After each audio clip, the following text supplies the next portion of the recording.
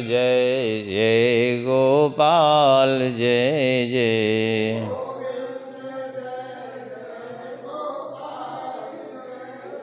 श्री राधा रमण हरि गोविंद जय जय।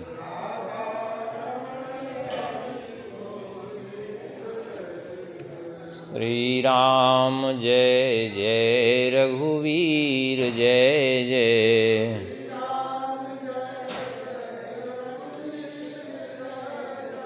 सीतारमण श्री रघुनाथ जय जय।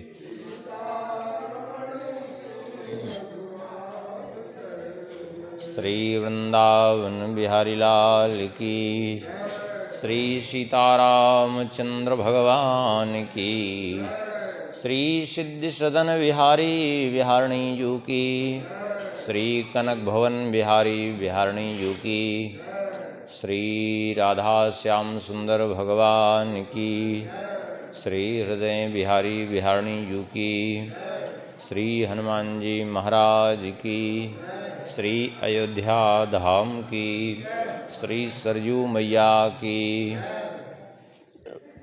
परम पावन ग्रंथ श्री गर्ग संहिता की, श्री गर्गाचार्य जी महाराज की, श्री वेदव्यास भगवान की, श्री सुखदेव भगवान की, श्री नारद जी महाराज की, श्री जनक जी महाराज की, सब श्री सद्गुरुदेव भगवान की, सब संत भगवान की, सब भक्त भगवान की।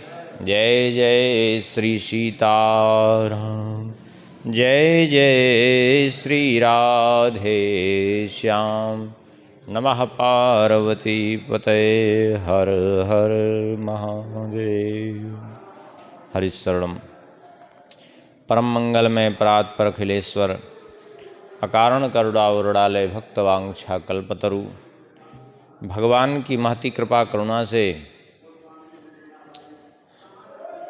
विगत कई दिनों से श्री गर्ग संहिता जी के माध्यम से भगवान के चरित्र का स्मरण कर रहे हैं। श्री नारद जी जनक जी महाराज को ये चरित्र सुनाते हुए बहुत से चरित्रों का पूर्व में वर्णन किया कि किस प्रकार से उग्रसेन जी के राजसूय यज्ञ का बहाना लेकर के, उनके यज्ञ के बहाने पृथ्वी का भार हल्का करने के लिए प्रद्युम्न जी अपनी सेना सहित चले हैं और भारतवर्ष के सभी जो है राज्यों को जीत करके फिर उत्तर दिशा की ओर आगे बढ़े हैं। किम पुरुष वर्ष, रम्यक वर्ष, हिरण्यमय वर्ष, कुरुवर्ष, भद्रास वर्ष, उत्तर कुरुवर्ष, बहुत से वर्ष जितने सब हैं उन सब में जो है विजय प्राप्त की है। ये चरित्र पूर्व में श्रवण किया। और हिरण्याक्ष के 7 पुत्रों का वध किया। हिरण्याक्ष के 9 पुत्र थे। 9 पुत्रों में एक का तो भगवान ने बचपन में ही वध कर दिया था, उत्कच का, जो सकट पर आकर बैठा था। दूसरे का वध प्रद्युम्न जी ने कर दिया था, जिसका नाम था सम्बरासुर। 7 पुत्र और बचे थे, शकुनी, भूत, संतापन, धृष्ट, हृष्ट और वृक, कालनाभ, महानाभ, हरिश्मश्रु, ये सब बचे थे। इन सब को भी इसी यज्ञ के बहाने, राजसूय यज्ञ का बहाना लगा करके दिग्विजय के लिए जब निकले हैं तो श्री भद्रश्रवा जी के आग्रह पर राक्षसों से युद्ध करके इन सब का विनाश किया।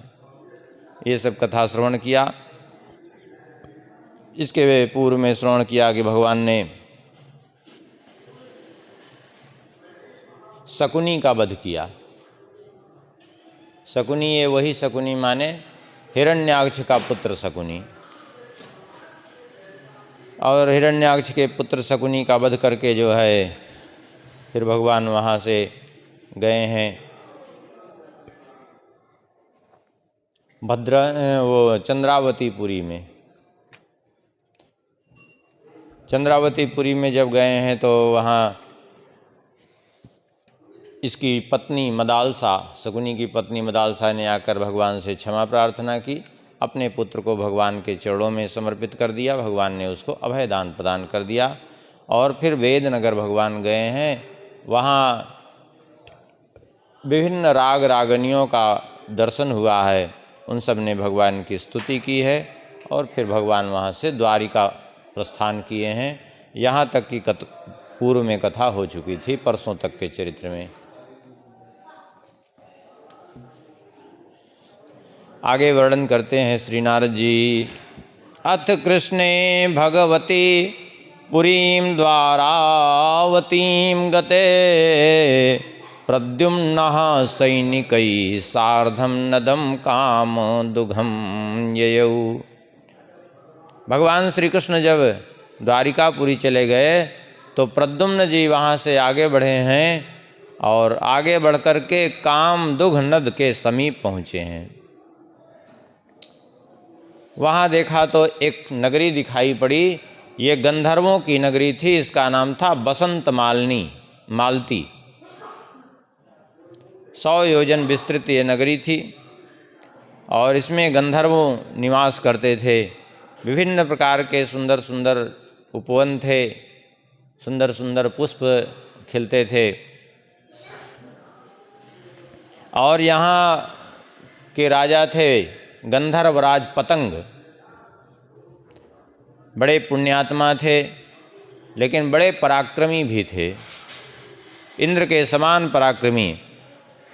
श्रुत्वा प्रद्युम्नमायातं दिग्जयार्थं विनिर्गतं गंधर्वैरुद्भटैर्युक्तो युद्धं कर्तुं मनोदधे। गंधर्वराज पतंग जी ने जब सुना कि प्रद्युम्न जी दिग्विजय के लिए निकले हैं और यहाँ आए हैं, तो अपनी सेना लेकर के, गंधर्वों की सेना लेकर के युद्ध करने का उन्होंने निश्चय किया प्रद्युम्न जी से, क्योंकि इतना जल्दी कोई अधीनता स्वीकार करना नहीं चाहता। यद्यपि धर्मात्मा थे, लेकिन फिर भी उन्होंने युद्ध का निश्चय कर लिया। अब तो अपनी सेना लेकर के, यहाँ तक कि कितने 10 करोड़ गंधर्वों की सेना लेकर के, जिसमें हाथी घोड़े रथ सब थे, आकर के युद्ध के लिए डट गए। बड़ा भयंकर युद्ध हुआ। गंधर्वैर्यदुभिः सार्धं घोरं युद्धं बभूव भल्लैर्गदाभिः परिघैर्मुद्गरैस्तोमरष्टिभिः। गंधर्वों में और यदुवंशियों में बड़ा भयंकर युद्ध हुआ। दोनों ओर से भयंकर अस्त्र शस्त्र बरसे हैं और बड़े बड़े अतिरथी वीर थे, बड़े बड़े बलवान थे, सबने युद्ध किया है।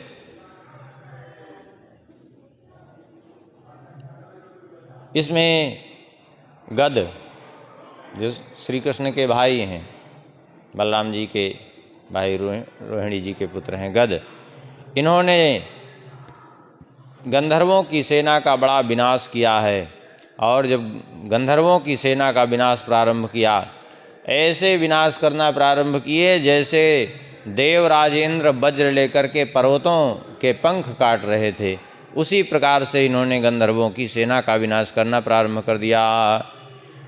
गदस्य गदया केचित् गंधर्वा पतितारणे रथाश्यूणीकृता सर्वे मातंगा भिन्नमस्तका। कितने गंधर्व युद्धभूमि में तुरंत अपने प्राण गंवा बैठे, कुछ के हाथ पैर अलग हो गए, कई हाथी जिनके कुंभस्थल विदीर्ण हो गए, कितने मृत्यु को प्राप्त हो गए, घोड़े। इस प्रकार से देखते देखते वहाँ क्षण मात्रेण तत्सैन्य रुधिराणाम नदी अभूत, रक्त की नदी बह चली। इतना भयंकर युद्ध हुआ। गद के द्वारा इस प्रकार से युद्ध करने पर गंधर्वों में भगदड़ मच गई। बहुत से गंधर्व भागने लगे युद्ध छोड़ करके। इस प्रकार से जब गंधर्वराज पतंग ने देखा तो तुरंत 1,00,000 गज सेना लेकर के वे सन्मुख आए और युद्ध प्रारंभ कर दिया। तयोश्च गदया युद्धम बभूव घटिकाद्वयम् विस्फुलिंगान् क्षरन्त्यौ द्वे गदे चूड़ी बभूवतु। गंधर्वराज पतंग ने और श्री बलराम जी के छोटे भाई गद ने बड़ा भयंकर युद्ध किया, आपस में गदा युद्ध, और दोनों 2 घड़ी तक गदा युद्ध करते रहे। गदाएं आपस में टकरा टकरा करके इतनी ज़्यादा गर्म हो गई, चिंगारियाँ निकल रही थी कि वे गदाएं ही टूट गई दोनों की, ऐसी स्थिति हो गई। और उसके बाद जो है इस प्रकार से युद्ध चल ही रहा था, लेकिन युद्ध शांत होने का नाम नहीं ले रहा था, क्योंकि गद भी बड़े पराक्रमी थे और पतंग जो गंधर्वराज थे वे भी इंद्र के समान पराक्रमी थे। अब तो उसी समय अचानक तदैव द्वारिकापुर्यास्तेजा संघट्टमागतम् ददुसुर्यादवा सर्वे कोटिमार्तण्डसन्निभम्। उसी समय समस्त यदुवंशियों ने देखा, अचानक द्वारिका की ओर से बड़ी तेजी से एक तेज पुंज आया। सब देख ही रहे थे आश्चर्य से भरे, तब तक सन्मुख देखा तो श्री बलराम जी महाराज प्रकट हो गए। वहीं बलराम जी ने प्रकट होकर के गंधर्वाणाम बलम सर्वम समाकृष्य हलेन वै तताड़ मुसलम क्रुद्धो बलो नीलांबरो बली। बलराम जी ने कुपित होकर के उस सेना का, गंधर्वों की सेना का विनाश कैसे प्रारंभ किया? बोले अपना हल उठाया और मूसल, हल से एक साथ ऐसे खींच लेते, लाखों लाखों की संख्या में सेना ऐसे गिरते हुए चली आती और उनको मूसल से मार मार करके समाप्त करने लगे। देखते देखते बड़े बड़े हाथी, रथ, घोड़े सब काल के गाल में पहुंच गए बलराम जी के इस युद्ध से। यहाँ तक कि गंधर्वराज पतंग भी रथहीन हो गया, भय के कारण भाग खड़ा हुआ। वो अपनी पूरी वसंत मालती में गंधर्वराज पतंग गए और पुनः युद्ध करने के लिए सेना का व्यूह बनाने लगे।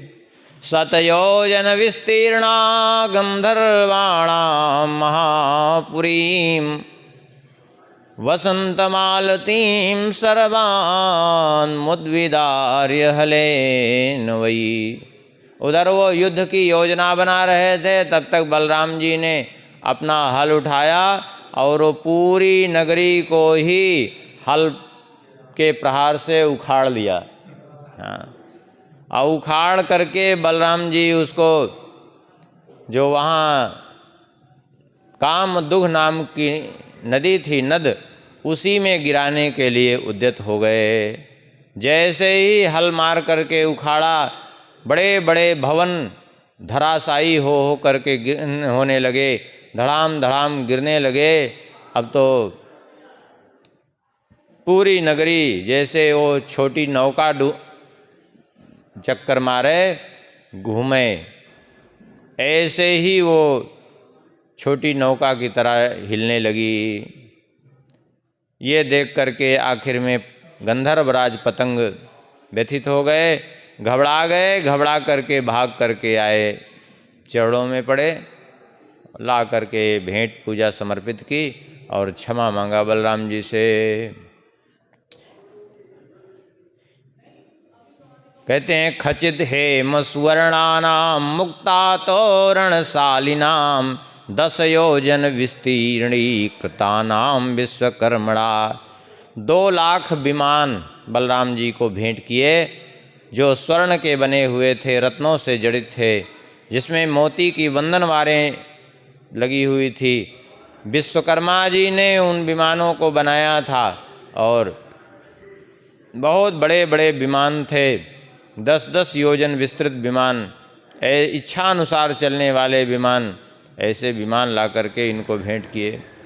4 लाख गौएं भेंट की, 10 अरब घोड़े, इलायची, लौंग, केसर जायफल, ये सब जो है करोड़ों करोड़ों पात्रों में भर भर करके भेंट किए और बोले हमसे जो अपराध हुआ उसे क्षमा कर दीजिए, आपके प्रभाव को हम भूल गए थे, आपका हमें पूर्ण परिचय मिल गया। राम राम महावीर्य न जाने तव विक्रमं, यस्यैकमूर्नितिलवदृश्यते भूमि मंडले।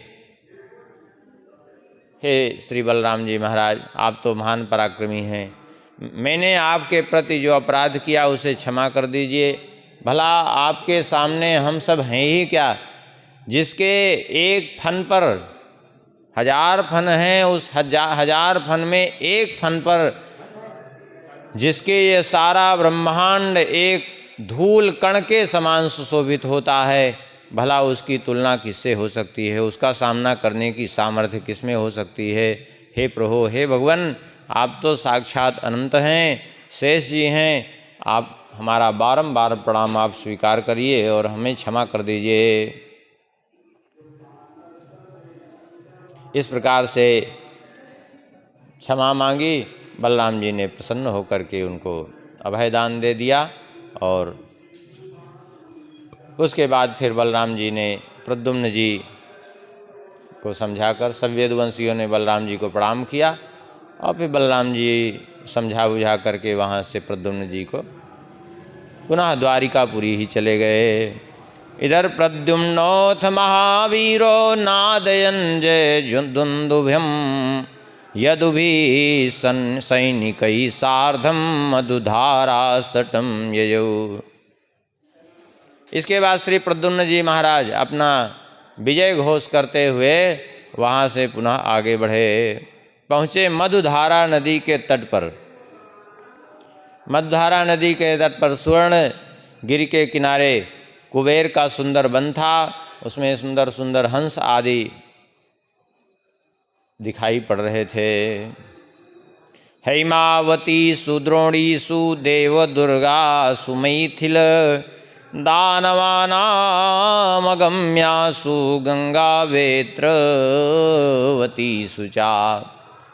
श्री नारद जी कहते हैं, हे जनक जी, हिमालय की गुफाएं जो देवताओं के लिए दुर्ग का काम करती थी, जहाँ दानव पहुँच नहीं सकते थे, जहाँ दानव जब स्वर्ग पर आक्रमण कर देते तो जहाँ देवता छुप करके रहते थे, उस क्षेत्र में पहुँच गए हैं और वहाँ अष्टलोकपालों की निधियाँ निवास करती हैं। तत्र शक्र सखो देव आधिपत्याभिरक्षकः, श्रुत्वागतं च प्रद्युम्नं युद्धं कर्तुं मनो दधे। वहाँ पर शक्र सख माने इंद्र के सखा थे, इनका नाम ही पड़ गया था शक्र सख। शक्र माने इंद्र अथवा इंद्र सख कहिए। वहाँ पर वो जो है राज्य करते थे। प्रद्युम्न जी के आगमन को सुनकर के उन्होंने भी निश्चय किया कि युद्ध करेंगे हम, और युद्ध का निश्चय करके अपनी नगरी में गए और विचार करने लगे कि प्रद्युम्न सेना लिए आ रहे हैं, अब हम लोगों को युद्ध के लिए तैयार होना चाहिए। इधर श्री प्रद्युम्न जी ने उद्धव जी महाराज को भेजा है और कि जा करके आप उनसे पहले बात करो, हो सकता है कि ऐसे ही मान जाएं, युद्ध न करना पड़े, क्योंकि यदि ऐसे ही बात बन जाए बिना युद्ध किए तो फिर युद्ध करने से कोई फायदा नहीं है। इस प्रकार से उद्धव जी महाराज गए हैं और उद्धव जी ने जा कर के इंद्रसख अर्थात जो शक्रसख जिनका नाम था, इंद्रसख नाम था, वो राजा से मिले और उनसे कहा, उग्रसेनो यादवेंद्रो द्वारकेशो नृपेश्वरा जम्बूद्वीप नृपान् जित्वा राजसूयं करिष्यति। उद्धव जी ने कहा, उग्रसेन जी जो यदुवंशियों के अधिपति हैं, इस समय वे द्वारिका के राजा हैं और वे संपूर्ण जम्बू द्वीप को जीत करके वे यज्ञ करना चाहते हैं। इसलिए राजसूय यज्ञ कर रहे हैं और उन्हीं की प्रेरणा से हम सेना समेत आए हैं और सेना का संरक्षण कर रहे हैं श्री प्रद्युम्न जी। संपूर्ण भारतवर्ष को उन्होंने जीता और अन्य जितने वर्ष हैं उनको जीता और आज ही इलाव्रत वर्ष पर विजय प्राप्त करने के लिए आए हैं। इसलिए यदि आप अपनी कुशल चाहते हैं तो उनसे मेल कर लीजिए और भेंट कर लीजिए उनसे, और आप उनको भेंट प्रदान करिए, कर दीजिए उनको, चक्रवर्ती के रूप में उनको स्वीकार करिए। और यदि आप ऐसा नहीं करेंगे तो फिर युद्ध के लिए विवश हो जाएंगे हम सब। ऐसा हम संदेश लेकर के आए हैं श्री प्रद्युम्न जी का। अब आपको क्या करना है ये आप स्वयं निर्णय कर लीजिए। जब समस्त जम्बू द्वीप पर उन्होंने विजय प्राप्त कर ली है तो फिर यहाँ भी उनके लिए कोई कठिन नहीं है। इसलिए आप या तो भेंट दीजिए अथवा युद्ध करिए, आपको जो निर्णय करना हो शीघ्र करिए। सुन करके उन्होंने कहा, वो शक्रसख जो वहाँ के राजा थे, उन्होंने कहा, शृणुदूत सदा देवै पूजितो हम नरै किमु सिद्धो हम वै महावीरो नागलक्ष्य समो बले। उन्होंने कहा, अरे तुम दूत हो, सुनो, बड़े बड़े देवता भी सब आकर के मेरी पूजा करते हैं, मनुष्य की क्या गणना है। देवता भी मेरे सामने नतमस्तक हो जाते हैं। मैं सिद्ध हूँ, मैं महावीर हूँ और 1,00,000 हाथियों का बल मुझ में है। अष्टलोकपालों के आधिपत्य का मैं रक्षक हूँ। कुबेर के समान हमारे पास धन संपत्ति है, कोष है, और इंद्र के समान मुझ में शक्ति है, पराक्रम है। उग्रसेन जी को चाहिए कि वे स्वयं हमें भेंट करें, हम उनको भेंट नहीं कर सकते, किसी भी तरह से हम भेंट नहीं कर सकते और आज तक हमने कभी किसी को भेंट नहीं की है, तो अब भी नहीं करेंगे। इस प्रकार से उन्होंने स्पष्ट मना कर दिया। जब स्पष्ट मना कर दिया तो उद्धव जी ने कहा, ठीक है, जब आप नहीं देना चाहते तो विचार कर लीजिएगा। फिर से एक बार हम आपसे बता देते हैं कि यथा तिरस्कृतिं प्राप्ता कुबेरो यदु तेजसा यथा श्रृंगार तिलकश्चैत्र देशाधिपो बली। कुबेर ने भी, यक्षराज कुबेर ने भी सीधे सीधे भेंट नहीं दी थी, अंत में परास्त होकर के उनको भेंट देनी पड़ी थी। चैत्र देश के राजा श्रृंगार तिलक ने भी सीधे भेंट नहीं दी थी, परास्त होकर के दी उन्होंने भेंट। हरिवर्ष के राजा सुभांग, उत्तराखंड के स्वामी गुणाकर, दैत्यों के सखा संवत्सर, केतुमाल और शकुनी आदि बड़े बड़े ये असुर सब जिनके सामने टिक नहीं पाए, प्रद्युम्न जी के सामने आकर के सबकी दुर्दशा बिगड़ गई। हाँ, हम तो इसलिए कह रहे हैं कि यदि युद्ध नहीं करोगे तो तुम्हारी भी भलाई है और तुम्हारे लोगों की भी भलाई है। इस प्रकार से जब उद्धव जी ने कहा तो उद्धव जी की बात सुनकर के उस शक्रसख ने कुपित होकर के कहा, उद्धवम प्रत्युवाचाथ शृणु भागवतोत्तम। आप तो भागवतों में उत्तम हैं, महान भगवत भक्त हैं। आप यद्यपि दूत बन करके आए हैं, दूत को कुछ करना नहीं चाहिए, लेकिन फिर भी अब आप आए हैं तो जो है मैं आपको जाने नहीं दूंगा। अब देखिए हमारा यदुवंशी क्या बिगाड़ते हैं। ऐसा कह करके ये पहली बार ऐसा हुआ। सब जगह कहीं जाते थे उद्धव जी संदेश लेके, कहीं नहीं होता था। इसने तुरंत उद्धव जी को नज़रबंद कर लिया, आने ही नहीं दिया वहाँ से। उद्धव जी ने यद्यपि इसको समझाया कि देखो हम तो सभी के हित की बात करते हैं, सभी को शिक्षा देते हैं, क्योंकि हम तो भगवान के अपने भक्त हैं, हमें किसी से लेना देना ज़्यादा नहीं, हम तो सबकी भलाई की बात करते हैं। हम तुम्हारी भलाई की बात कर रहे थे और तुमको नहीं समझ में बात आ रही है तो फिर क्या कहा जाए। आखिर ने इसने अभिमान में आकर के उद्धव जी को नज़रबंद कर लिया। वहाँ से कई दिन तक यदुवंशी प्रतीक्षा ही करते रहे उद्धव जी की कि अब लौटें, उद्धव जी अब लौटें, लेकिन उद्धव जी आए ही नहीं, क्योंकि उसने तो बंद करके रखा था। इधर दिनानि कतिचित् तत्र व्यतेयोस्तम पश्यताम मन्मुखा तदुपाकर्ण प्रद्युम्नो भगवान हरि। जब लौटे ही नहीं, कई दिन बीत गए, तो यदुवंशियों ने समझ लिया कि कुछ न कुछ तो है, उद्धव जी के ऊपर संकट आया है, लगता है उन सब ने बंदी बना लिया है। तुरंत प्रद्युम्न जी ने अपनी सेना को आज्ञा दी, इसी समय चलो, अब उसके ऊपर आक्रमण करना ही एकमात्र हमारे सामने विकल्प है।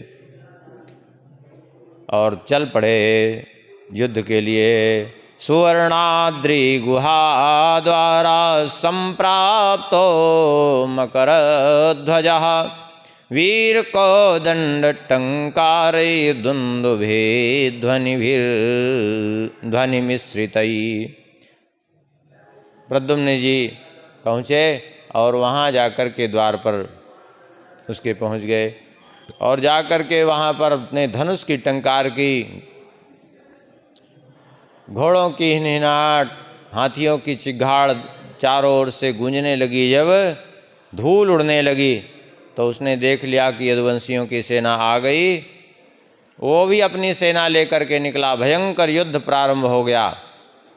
दोनों ओर से बड़ा भयंकर युद्ध हुआ। वो शक्रशक भी 10 अक्षौहिणी सेना लेकर के युद्ध के लिए आया है। बड़ा भयंकर युद्ध हुआ। दोनों ओर से अस्त्र शस्त्र बरसे, बहुत मारे भी गए।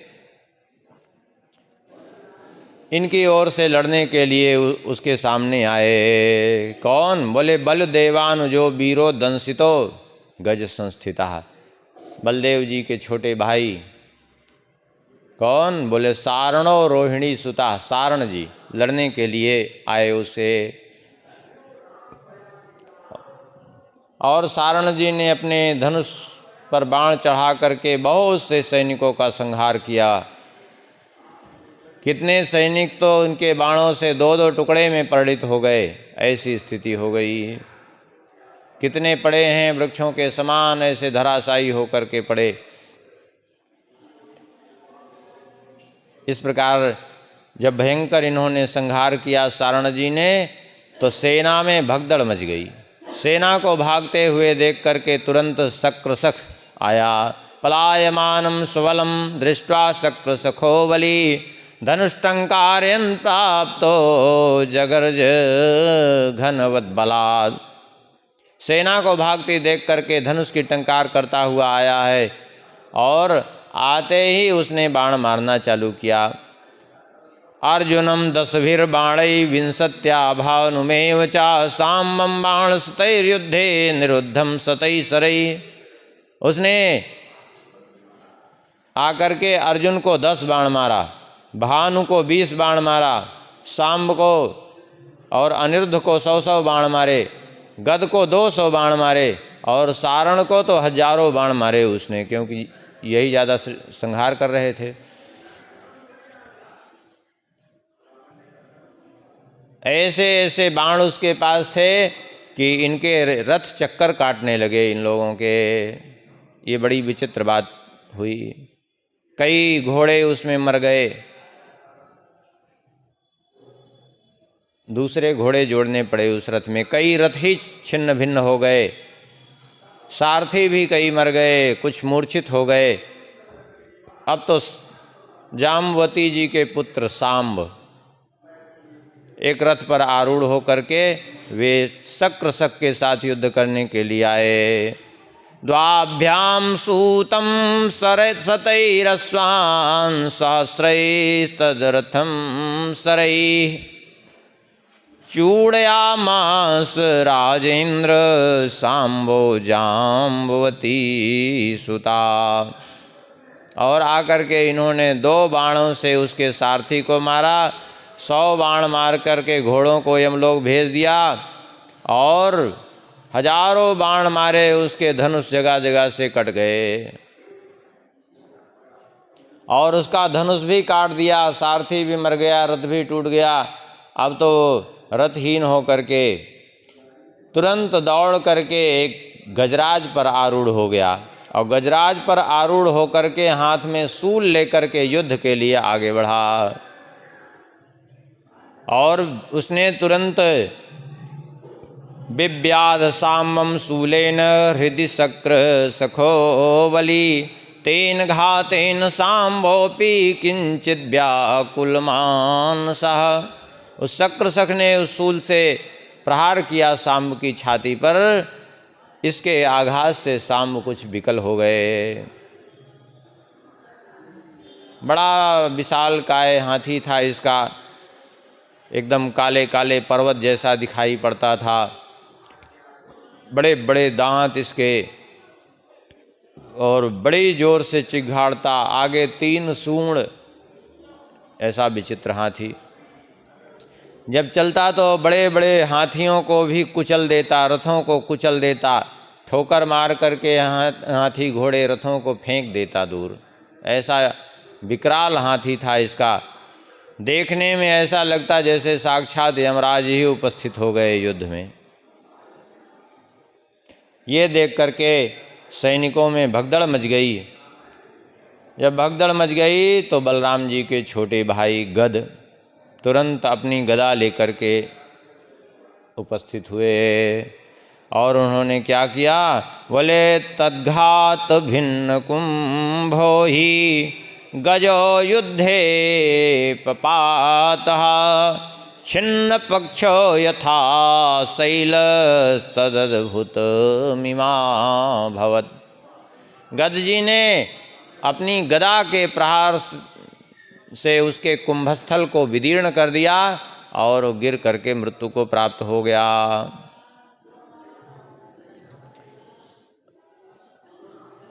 जब वो हाथी मृत्यु को प्राप्त हो गया तो गद और शक्रशख ये दोनों आपस में युद्ध करने लगे। दोनों में मल्ल युद्ध प्रारंभ हो गया। भुजाभ्याम तम समुत्थाप्य बलदेवानुजो बली चिक्षेप तत्पुरे वीरम बलात्तम सतयोजनम। बलदेव जी के छोटे भैया गद ने अपनी भुजाओं से उस शक्रशख को उठा लिया, जो कह रहा था हमारे 1 लाख हाथियों का बल है। था भी उसके बल, ऐसी बात नहीं है, लेकिन उन्होंने अपनी भुजाओं से उसको उठा लिया, और उठा करके उसको फेंका 100 योजन दूर, उसके नगर में जा कर के गिरा। इनकी सेना में जय जयकार होने लगी, दुंदुभियाँ बजने लगी। गद की सबने प्रशंसा की, और अब तो मूर्छित हो गया, वहाँ गिर करके मूर्छा से उठा। बड़ी उसको पीड़ा हुई, बड़ी घबराहट हुई, और अंत में पराजय स्वीकार कर लिया। भेंट सामग्री लेकर के वहाँ आया प्रद्युम्न जी के सामने, और भेंट सामग्री अर्पण की। ऐरावत कुले भाष्य त्रिशुंडा दंडदंतिना चतुर्दंता श्वेतवर्णा सहस्राणी मदच्युत। ऐरावत कुल में उत्पन्न हुए 3 सूंड वाले और 4 दांत वाले 1000 हाथी भेंट किए, जिनके मद टपकता रहता था। अब हो देखिए, आजकल के लोग जो है विश्वास ही नहीं करेंगे, ये 3 सूंड और 4 दांत ये सब होते थे। लेकिन अब लोगों को विश्वास इसलिए नहीं होगा कि वर्तमान में नहीं दिख रहा है। अरे वर्तमान में तो बहुत कुछ नहीं दिख रहा है। अभी 25-30 साल पहले तक कोई जानवर मर जाता था तो वहाँ सैकड़ों गिद्ध इकट्ठे होते थे। अब आज गिद्ध नहीं दिख रहे हैं। तो इसका अर्थ ये थोड़ी ही हो गया कि गिद्ध कभी थे ही नहीं। पहले जो है गांव में ऐसे द्वारों पर जो है हजारों हजारों की संख्या में गौरैया पक्षी कोलाहल करती। अब आज गौरैया का दर्शन नहीं हो रहा। धीरे धीरे पक्षियों की प्रजाति नष्ट हो रही है, पशुओं की प्रजाति नष्ट हो रही है। पहले इतने हाथी घोड़े होते थे, इतना गोवंश था। अब आज अभी एक हाथी ढूंढने लगी है तो शायद उत्सव के लिए तो मिलना मुश्किल हो जाएगा। एक घोड़ा ढूंढने लगी है तो मिलना मुश्किल हो जाएगा। तो आश्चर्य नहीं करना चाहिए, ये सब पहले थे, लेकिन अब धीरे धीरे ऐसी स्थिति होती जा रही है। अच्छा, लोग समझते हैं कि विकास हो रहा है हमारा। अरे विकास कुछ नहीं, विनाश की ओर बढ़ रहे हैं।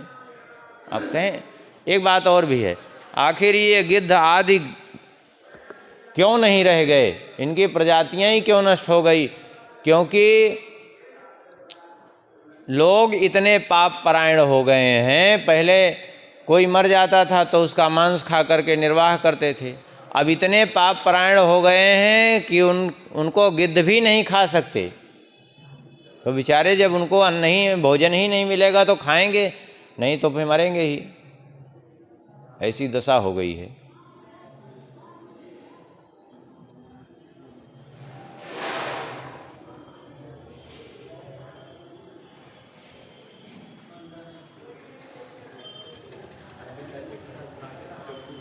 हाँ हाँ, महाभारत में कथा ही है। और जम्बूक सियार की एक महाभारत में कथा है। एक सियार जा रहा था किसी को खाने के लिए, तो उस सियारिन उसकी बोली कि इसको क्यों खाने जा रहे हो? बोले भूख लगी है। अरे भूख लगी है, पहले पता तो करो कि आखिर ये खाने लायक है भी कि नहीं है। हाँ ये खाने लायक है भी कि नहीं?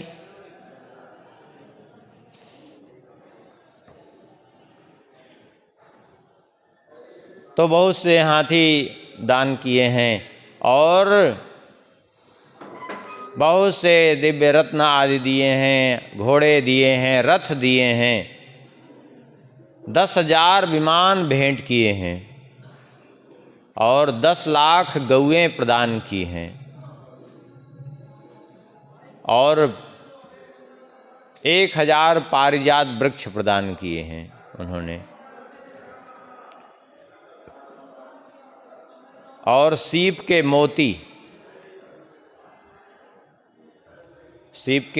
मोती जो है वो प्रदान किए हैं। चमेली के इत्र, श्री पुष्पों के जो से सज्जित और बढ़िया सुंदर दूध के फेन के समान सज्जित सैयाएँ प्रदान की हैं, सुंदर तकिए प्रदान किए हैं। बहुत कुछ भेंट किया है उन्होंने। हाथी के दांत की बनी हुई पाटियाँ जो रत्नों से जटित थी उनको को प्रदान किया है और विभिन्न प्रकार के जो है और भी करोड़ों की संख्या में वस्त्र भेंट किए हैं। और विश्वकर्मा जी के द्वारा रचित सुंदर आभूषण प्रदान किए हैं, खूब तकिया, स्वर्ण, रत्न आदि। बहुत से छत्र, चंवर, पालकियाँ, सिंहासन, व्यजन ये सब प्रदान किए हैं उन्होंने। और प्रदान करके जो है और बहुत से रत्न भी दिए हैं, हीरे, पन्ने, मोती, गोमेद, नीलम, सूर्यकांत, चंद्रकांत, वैदूर्य आदि मणियाँ प्रदान की हैं। और उसके बाद जो है ये सब प्रदान करके विदा किया। इधर जो है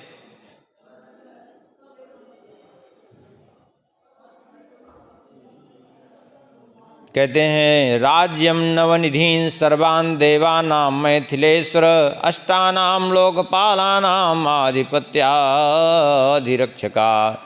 ये अष्ट लोकपालों के आधिपत्य की रक्षा करने वाले शक्रसख अपना राज्य और देवताओं की संपूर्ण निधि भेंट करने के लिए उद्धव जी के सन्मुख आए हैं। बोले हम इसको भी भेंट करना चाहते हैं, इसको भी आप स्वीकार कर लीजिए। प्रद्युम्न जी ने कहा ठीक है, आपने हमें अर्पण किया, हमने स्वीकार कर लिया, लेकिन अब आप इसको तो अपने पास ही रखिए।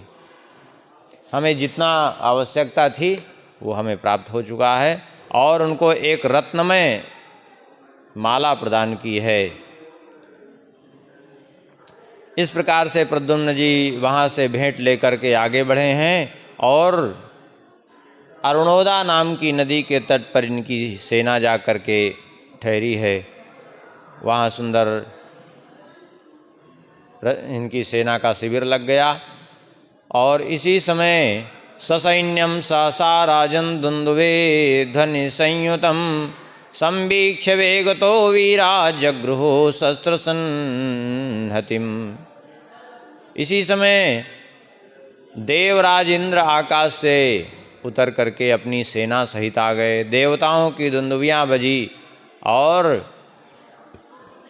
देवताओं को इस तरह से सेना सहित आते देख करके सब यदुवंशी वीरों ने अपने अपने अस्त्र शस्त्र उठा लिए।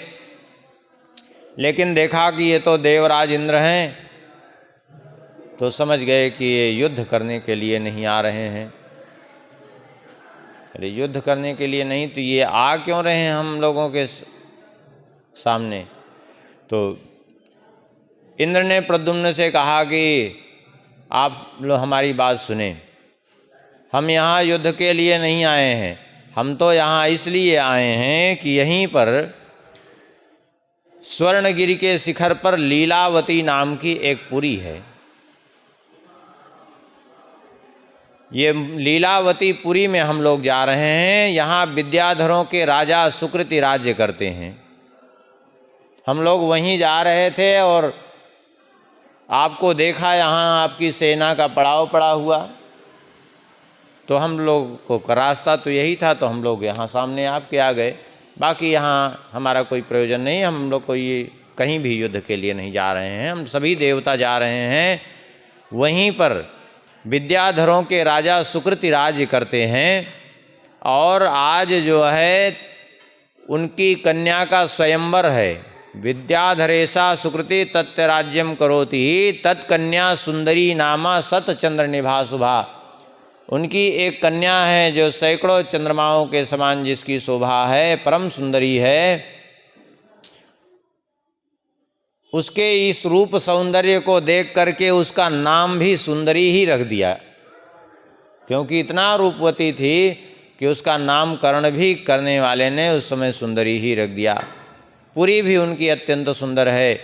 उसका स्वयंवर है और उस स्वयंवर में उसने सबको निमंत्रित किया है। राजा सुकृति ने हम सबको भी निमंत्रित किया है, बुलाया है, और इसलिए हम लोग जा रहे हैं। और उस स्वयंवर में बड़े बड़े लोकपाल देवता सब जा रहे हैं। लेकिन उस स्वयंवर की बड़ी विचित्र शर्त है। बोले शर्त क्या है? बोले शर्त यह है कि उस कन्या ने ये घोषणा की है कि मैं विवाह उसी के साथ करूंगी यम दृष्ट्वा मूर्छिता हम श्याम समय भरता भविष्यति गिरेतेवं प्रजल्पन्ति सुंदरम वरमीक्षति। उसने ये घोषणा की है कि जिसको देख करके मैं मूर्छित हो जाऊंगी वही मेरा पति होगा। अब ये विचित्र शर्त है, तो इसलिए राजा ने सबको आमंत्रित किया है, तो हम लोग भी वहीं जा रहे हैं। अब देखते हैं कि आखिर वो कन्या किसको देख करके मूर्छित होती है, किसको अपना वर चुनती है। हम लोगों को भी इसके लिए बड़ी उत्सुकता है, बड़ी विचित्र शर्त है। यदि तुम्हारी इच्छा हो तो अब यहाँ तक आ ही गए हो तो पास में ही है, तुम भी जाकर के इस स्वयंवर को देखो और इस शर्त को देखो, आखिर क्या होता है वहाँ। प्रद्युम्न जी ने कहा ठीक है, ये तो अच्छी बात है, अब आप लोग कह रहे हैं तो अवश्य ही देखना चाहिए। तो तच्छ्रुत्वा भगवान कार्ष्णिर्यादवैर्भ्रातृभिः सह पुरंदरेण सहसा पुरीं लीलावतीं ययौ। देवता वहाँ से इतना कह करके चले गए। प्रद्युम्न जी ने तुरंत यदुवंशियों को बताया कि अब ऐसा है कि आप लोग सेना का पड़ाव लिए यहीं प्रतीक्षा करें, हम जा रहे हैं लीलावतीपुरी। कह करके अपने भाइयों समेत लीलावतीपुरी गए हैं। वहाँ जा करके देखा तो एक विशाल प्रांगण था और रत्न जटित सिंहासन थे, जगह जगह पर सुंदर चंदन अगर कस्तूरी केसर का छिड़काव हुआ था, मोती की वंदनवारें लगी हुई थी। ऐसा लग रहा था मानो साक्षात इंद्रलोक ही प्रकट हो गया हो। तस्मिन् स्वयंवरे तस्थो प्रद्युम्नो दिव्य आसने गिरिशृंगे यथा सिंहा सर्वेषां पश्यताम नृप। प्रद्युम्न जी उस स्वयंवर में गए और जैसे सिंह का एक स्वभाव होता है, वो अपनी मस्ती में चलता है और स्वयं ही जाकर के जो सबसे ऊंची जगह होता है वो वहीं बैठेगा। पशुओं के बीच में अगर बैठेगा तो वो सिंह का स्वभाव होता है, वो सबसे ऊंची जगह देख करके बैठेगा। अब क्योंकि वनराज है ना, और जबकि जंगल का राजा है, यद्यपि उसको कोई राजा बनाता नहीं। नाभिषेको न संस्कारः सिंहस्य क्रियते मृगैः, उसका कोई न राज्याभिषेक करता है न कोई उसका राजतिलक संस्कार होता है। केवल विक्रमार्जित सत्वस्य स्वयमेव मृगेंद्रता, केवल अपने बल पराक्रम से वो राजा बना घूमता रहता है जंगल का। तो ऐसे ही जो है जैसे सब वो स्वयं जाकर के ऊंचे पर विराजमान होता है पशुओं के बीच में, ऐसे ही वहाँ जो एक दिव्य आसन था उसी पर जाकर के विराजमान हो गए। अन्य वहाँ दूसरे आसन थे, उन पर प्रजापति मुनि देवता रुद्रगण मरुदगण आदित्यगण वसुगण अग्नि दोनों अश्विनी कुमार यम वरुण सोम कुबेर इंद्र सिद्ध विद्याधर गंधर्व किन्नर, ये सब उपस्थित हुए थे वहाँ।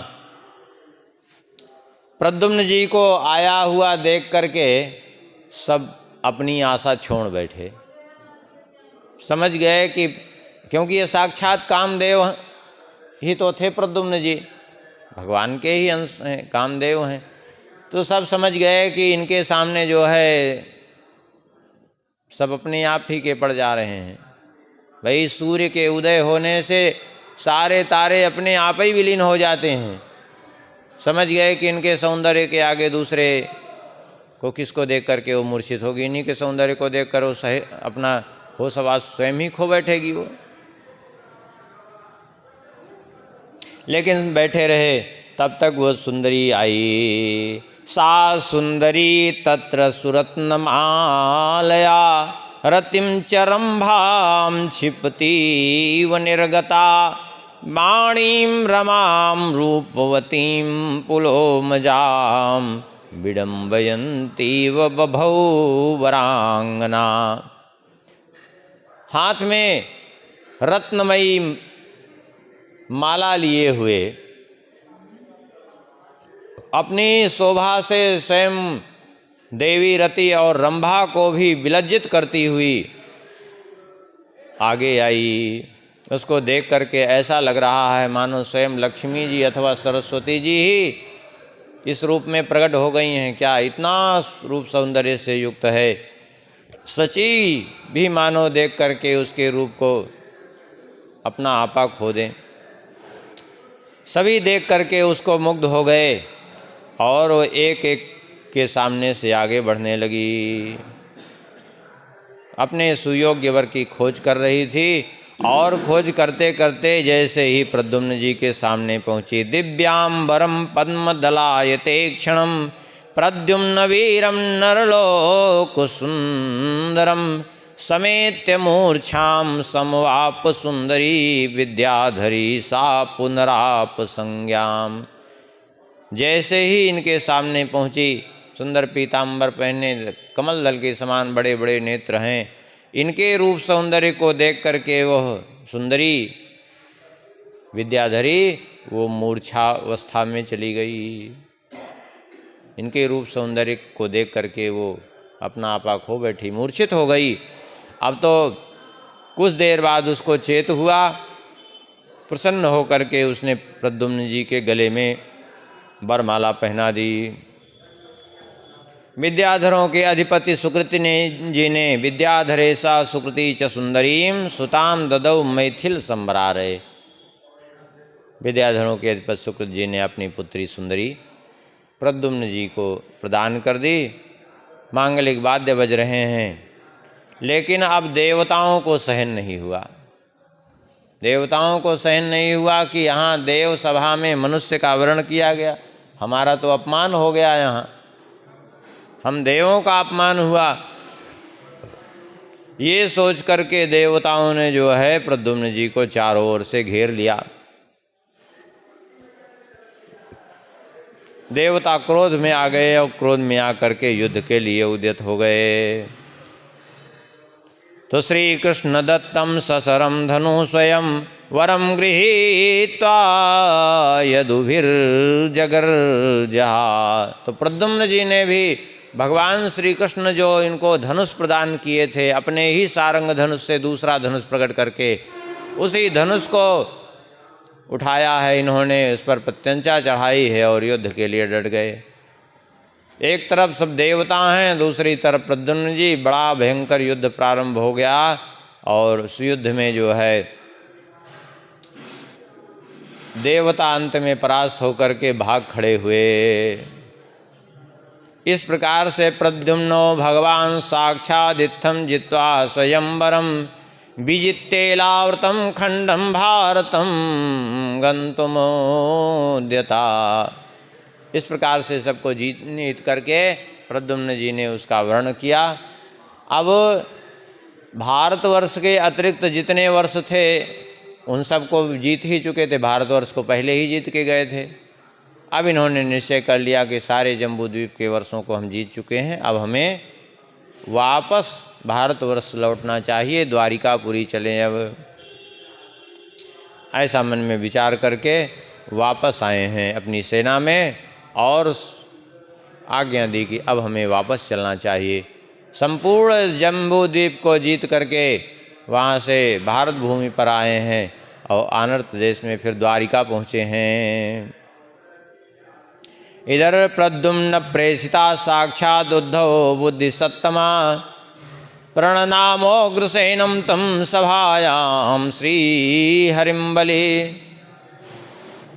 उद्धव जी ने जाकर के राजसभा में उग्रसेन जी को और श्री कृष्ण को प्रणाम किया और प्रत्येक वर्ष में जैसे जैसे युद्ध हुआ, जो जो हुआ, वो सारी घटना उद्धव जी ने सुना दी। उग्रसेन जी बड़े प्रसन्न हुए, श्री कृष्ण बलराम जी सब प्रसन्न हुए और आगे बढ़ कर के सेना का स्वागत किया है और अगवानी की है। प्रद्युम्न जी सन्मुख आए हैं उग्रसेन जी के और ले जाकर के खड्ग उग्रसेन जी के सामने रखा है, प्रणाम किया है और श्री कृष्ण बलराम जी के चरणों में प्रणाम किया है। सभी जो वहाँ ज्येष्ठ थे, वृद्धजन थे, उन सबको प्रणाम किया है और फिर जा कर के श्री गर्गाचार्य जी महाराज को इन्होंने प्रणाम किया। बड़ी प्रशंसा इनकी उग्रसेन जी ने की और फिर विधिवत जो है यज्ञ कार्य प्रारंभ हुआ। प्रद्युम्न जी को हाथी पर बिठा करके द्वारिकापुरी में शोभा यात्रा निकाली गई। सर्वत्र घर घर में मंगल उत्सव हुआ है। श्री राजा बहुलाश्व अर्थात श्री जनक जी ने पुनः प्रश्न किया है, कथम चकार विधिवद राजसूयाधरम नृपः एतन्मे ब्रूहि विप्रेन्द्र त्वं परावरवेत्तम। हे भगवान, कृपा करके आप तो सब कुछ जानने वालों में श्रेष्ठ हैं, ये बताइए कि उग्रसेन जी ने फिर यज्ञ कैसे किया, राजसूय यज्ञ का अनुष्ठान उन्होंने कैसे किया। तब श्री नारद जी कहते हैं, अथोग्रसेनो नृपति सर्वधर्म भृतांबरा श्री कृष्णेन सहायेन क्रतुराजम चकारः। उग्रसेन जी ने श्री कृष्ण की सहायता से फिर राजसूय यज्ञ किया। श्री गर्गाचार्य जी को यज्ञ का आचार्य बनाया था और श्री गर्गाचार्य जी के बताए हुए नियमानुसार सब व्यवस्था की गई और सबको निमंत्रण पत्र भेजा गया है। बड़े बड़े ऋषि मुनि और ब्राह्मणों को बुलाया गया है जो अपने पुत्रों के समेत शिष्यों के समेत आए। यहाँ बहुत से ऋषि मुनियों के नाम वर्णित हैं। कौन आए?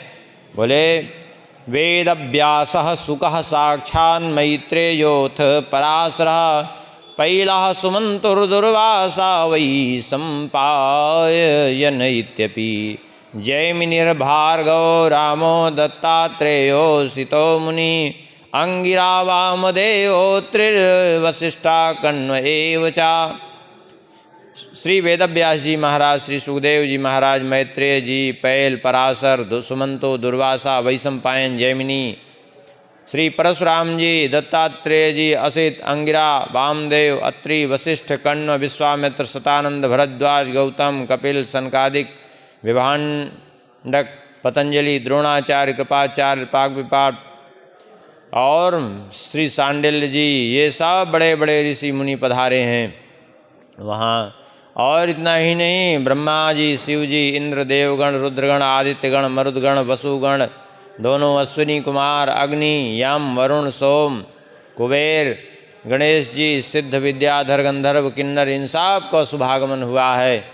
गंधर्व गंधर्वियाँ, अप्सराएँ, ये सब विद्याधरियाँ आदि आए हैं। और बेताल, दानव, दैत्य, प्रहलाद जी, बलि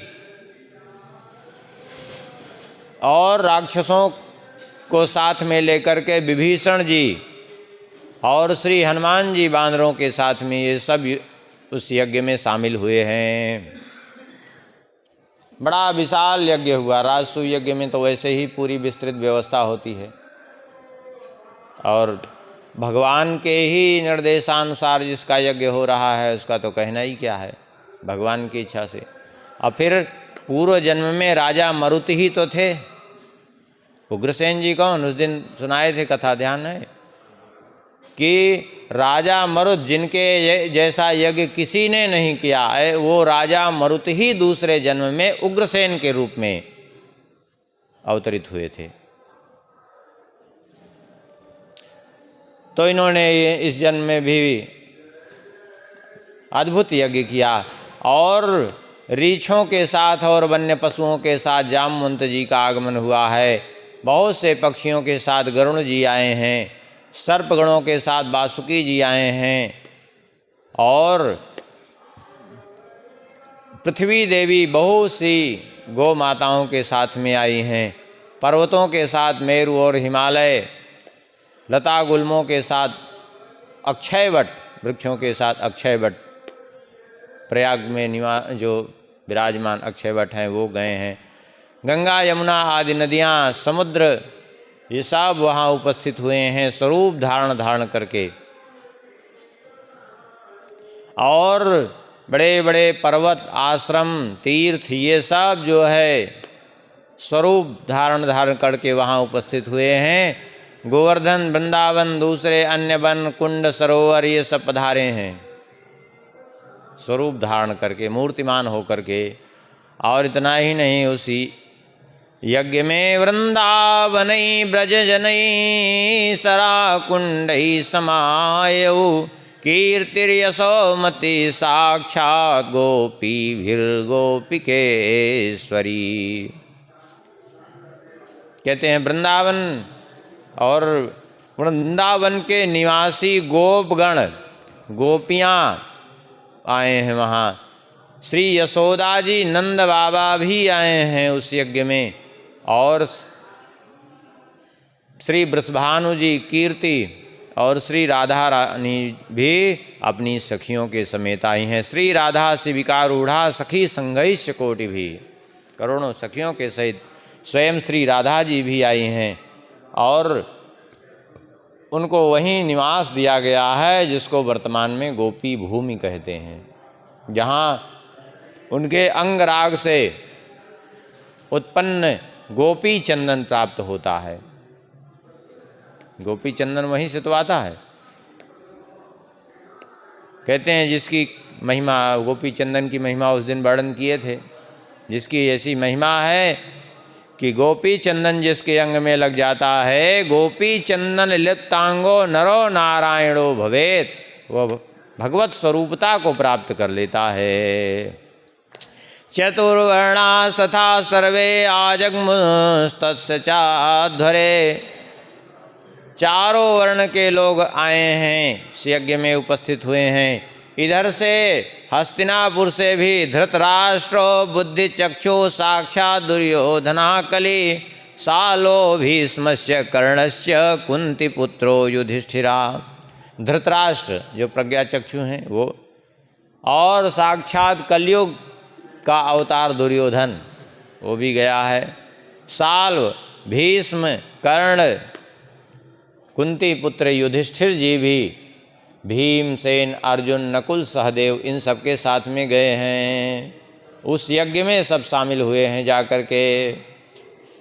और इधर से दमघोष, माने शिशुपाल के पिता का नाम है दमघोष, और वृद्ध शर्मा जय महाराज जयसेन धृष्टकेतु भीष्मक और कौशलराज नग्नजित बृहस्सेन, ये सब भी जो है, और राजा धृति के ध्यान है या राजा बहुलाश्व, जिनको श्री नारद जी कथा सुना रहे हैं, राजा बहुलाश्व नाम के जो जनक जी हैं उनके पिता का नाम है राजा धृति, वे भी उस यज्ञ में पधारे। बहुत लोग उस यज्ञ में शामिल हुए। और कहते हैं अर्थ सिद्धि रिवद्वारे रैवताद्रि समुद्रयो मध्य पिंडार के क्षेत्रे यज्ञारंभो बभूवहा। ये यज्ञ कहाँ पर हुआ? बोले पिंडारक क्षेत्र में, रैवत पर्वत और समुद्र के बीच का जो स्थान है पिंडारक क्षेत्र, वहीं पर ये यज्ञ का आयोजन हुआ। कहते हैं इस यज्ञ में 5 योजन विस्तृत कुंड का निर्माण किया गया। ब्रह्म कुंड 1 योजन का और 5 कुंड उसके अतिरिक्त 1-1 कोस के बनाए गए, 2-2 कोस के 5 कुंड बनाए गए। इस प्रकार से वहाँ कुंड, माने प्रधान कुंड 1 योजन का था, और पूरे यज्ञ मंडप का विस्तार 5 योजन का था। इतना विशाल यज्ञ मंडप बनाया गया। और देखिए जैसे उसकी लंबाई चौड़ाई रहती है, फिर उसी हिसाब से ऊंचाई भी यज्ञ मंडप की रखनी पड़ती है, स्वाभाविक है। तो ऊंचाई कितनी हो गई? बोले 1000 हाथ ऊंचा मंडप बनाया गया।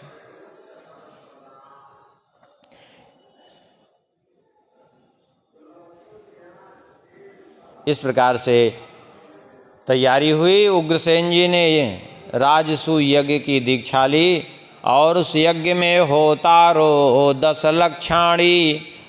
लक्षाणि दीक्षिता अद्धर्यवः 5 लक्ष मुद्गातास्तथा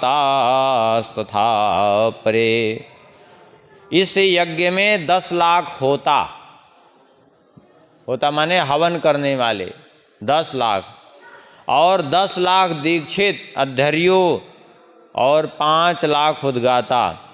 ये सब उसमें यज्ञ में इतने ब्राह्मण शामिल किए गए।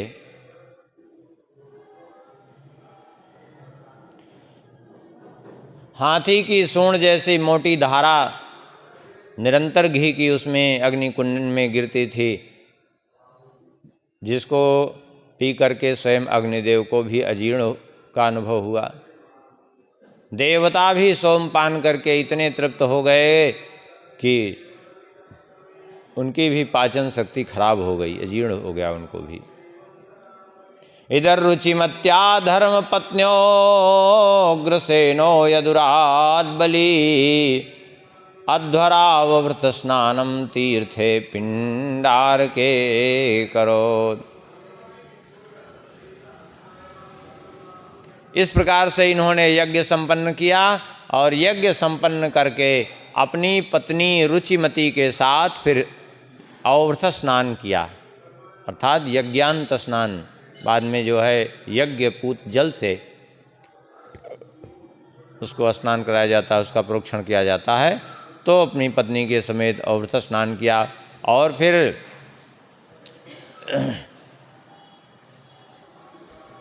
रुचिमती के साथ इनकी अद्भुत शोभा हुई। देवताओं ने दुंदुभियाँ बजाई और फिर उग्रसेन जी ने सोने के हार से विभूषित 14 लाख हाथी थी, 100 अरब घोड़े उन्होंने दक्षिणा के रूप में बहुमूल्य हीरे और वस्त्रों के साथ करोड़ों नवरत्न, ये सब श्री गर्गाचार्य जी महाराज को भेंट किए, क्योंकि गर्गाचार्य जी महाराज आचार्य थे।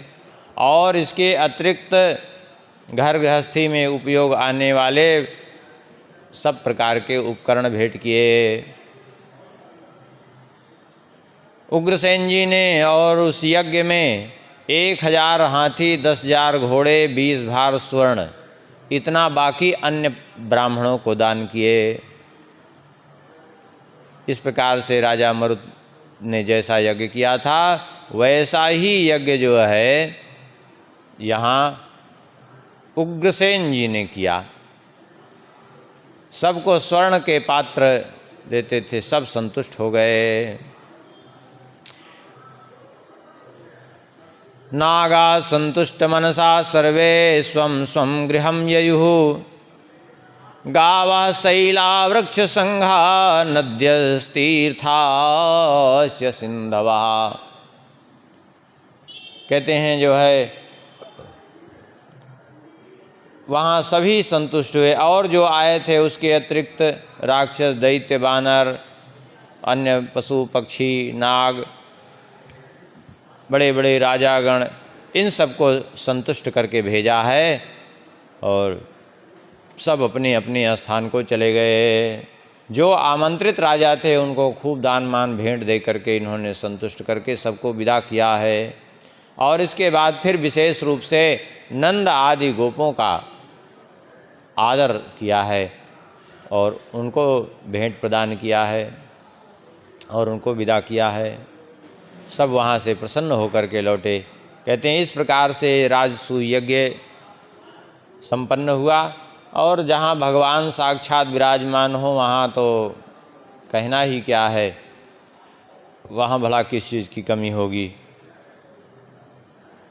ये कहते हैं ये कथा जो है पूरा परेशा परमेश्वर प्रभु पुनातु वो यह पुरुषा पुराणा शृण्वन्ति एतस्य कथाम विचित्रम कुर्वन्ति तीर्थम सकुलम नरास्ते। जो इस कथा को, भगवान की इस प्रेम पवित्र कथा को जो श्रवण करते हैं वे पूरे अपने कुल को पवित्र कर देते हैं। वास्तविकता ये यज्ञ तो एक बहाना ही मात्र था। यज्ञ के बहाने भगवान ने पृथ्वी का भार हल्का किया। क्यों? क्योंकि जहाँ जहाँ जाते थे युद्ध करते थे, इतने लोग मारे जाते थे, बड़े बड़े दुष्ट अभिमानी आकर के लड़ते थे और मरते थे। इसी बहाने भगवान ने पृथ्वी का भार उतारा है। यही उद्देश्य था भगवान का और कुछ नहीं। यहाँ जो है विश्वजित खंड संपन्न हुआ। अब आगे श्री बलभद्र खंड प्रारंभ हो रहा है। पुनः राजा बहुलाश्व जनक जी ने प्रश्न किया, श्रुतम तव मुखात् ब्रह्मन् मंगलम परमाद्भुतम सुधा खंडात् परम मिष्टम खंडम विश्वजितम परम। हे भगवान, आपके मुख से ये जो अमृत झर रहा है इसका तो कहना ही क्या है। आपने विश्वजित खंड का वर्णन किया, भगवान के विभिन्न प्रकार के जो विवाह हुए, 16,108 विवाह हुए, 10-10 पुत्र हुए, उन सब का आपने वर्णन किया। संख्या इतनी हो गई, पुत्र पौत्रों को लिया जाए तो करोड़ों की संख्या में, कोई उसको गणना नहीं कर सकता। लेकिन एक बात बताइए, बोले क्या? बोले आपने श्री कृष्ण के वंश का इतना वर्णन किया, और रेवत्याम बस बलदेवस्य रामस्यापि महात्मना पुत्रोदयः कथम नुस्यादे तन्मे ब्रूहि तत्वता। लेकिन बलदेव जी के किसी पुत्र का आपने वर्णन नहीं किया। क्या उनके कोई पुत्र नहीं हुआ बलराम जी और रेवती जी के द्वारा? नारद जी कहते हैं कि आपने बहुत सुंदर प्रश्न किया है। वास्तव में बलराम जी कौन हैं? बलराम जी स्वयं कामपाल हैं, स्वयं संकर्षण हैं, अनंत हैं, शेष हैं। अब मैं बलराम जी की कथा ही तुमसे वर्णन कर रहा हूँ। कहते हैं अथ कदाचित प्राग विपाको नाम मुनीन्द्रो योगीन्द्रो दुर्योधन गुरुर्गजाह्वयम नाम पुरमा जगाम। एक बार की बात है, दुर्योधन के गुरु जिनका नाम था प्राग विपाक मुनि, योगियों और मुनियों के भी बड़े अधीश्वर, एक तरह से कहिए उनके भी जो है माननीय थे, वे पधारे हस्तिनापुर। दुर्योधन ने बड़े आदर के साथ उनका विधिवत पूजन किया और बहुमूल्य सिंहासन पर विराजमान किया। दुर्योधन ने उनकी वंदना की, प्रदक्षिणा की और फिर अपने मन का संदेह व्यक्त किया। कहा कृपा करके बताइए कि संकर्षणा साक्षात बलभद्रा किम कारणात् कस्माल्लोकात् केन प्रार्थितो भूलोकामाजगाम। ये बलराम जी का आगमन क्यों हुआ इस धराधाम पर, कृपा करके बताइए। जब वो साक्षात संकर्षण हैं, हम लोगों को भी उनके पराक्रम का अनुभव है, क्योंकि उन्होंने हमारे ही नगर को टेढ़ा कर दिया, हस्तिनापुर को उखाड़ करके। वे मेरे गुरु भी हैं, उन्होंने मुझे गदा युद्ध सिखाया, उनका प्रभाव वर्णन करिए। तो उस समय प्राग विपाक मुनि ने कहा कि हे दुर्योधन, हम तुमसे बलराम जी का प्रभाव सुनाते हैं, सुनो। कहते हैं उसको सुनने से संपूर्ण पाप का विनाश हो जाता है। द्वापर के अंत की बात है, राजाओं के रूप में दैत्यों की बड़ी विशाल सेना खड़ी हो गई। क्यों? ये जो देवासुर संग्राम में मरे हुए असुर थे, ये सब आकर के क्षत्रियों के घर में पैदा हो गए द्वापर में। इनका इतना भार हो गया, अपने पूर्व जन्म के स्वभाव बस, भले ही क्षत्रियों के घर में उत्पन्न हुए, लेकिन पूर्व जन्म के स्वभाव बस ये सब अत्याचार करने लगे। जब अत्याचार करने लगे तो पृथ्वी देवी अत्यंत त्रस्त हो गई, ब्रह्मा जी की शरण में गई। और ब्रह्मा जी ने भगवान शंकर जी के साथ वैकुंठनाथ भगवान के सामने जाकर के प्रार्थना की, प्रभु अब आप ही कुछ करिए, किसी भी प्रकार से पृथ्वी देवी को आप इस भार से मुक्त करिए, अत्याचार से मुक्त करिए। कहते हैं उस समय भगवान वैकुंठनाथ सबको लेकर के गोलोक धाम गए हैं। और वहाँ गोलोक धाम कैसे गए हैं, पूर्व में भी बताए हैं, यहाँ भी संकेत कर रहे हैं। वामन भगवान जब इस ब्रह्मांड को नापे थे तो उनके बाएं अंगूठे के नख से ब्रह्मांड कटाह फट गया। उसी ब्रह्मांड कटाह के छिद्र से सब बाहर हुए। जिस ब्रह्मांड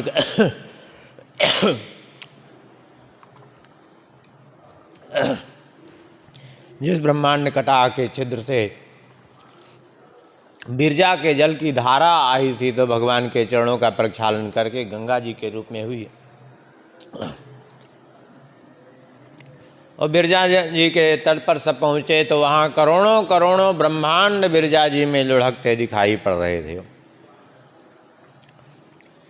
वहाँ सबने जा कर के बिरजा जी को पार किया है। और फिर जब आगे बढ़े तो वहाँ भगवान शंकरषण जी के दर्शन हुए, अर्थात शेष जी के।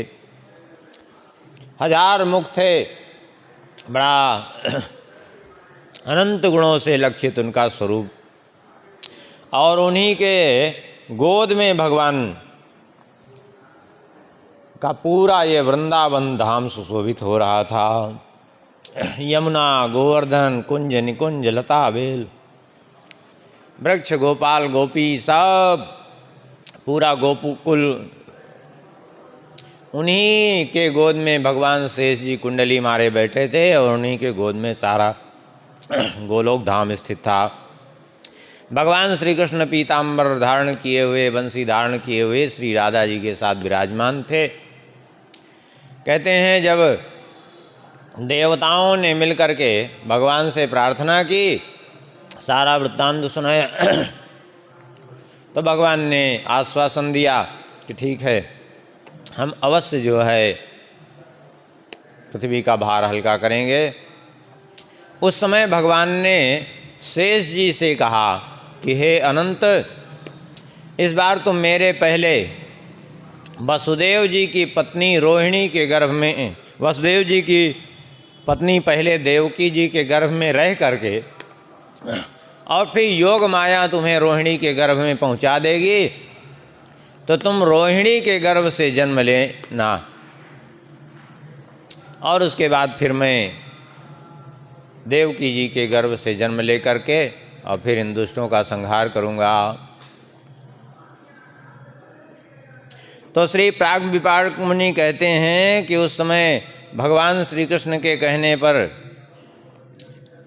श्री शेष जी जाने के लिए तैयार हो गए। उसी समय सिद्धचारण गंधर्वों ने आकर के सिर झुका करके उनको प्रणाम किया और कहा,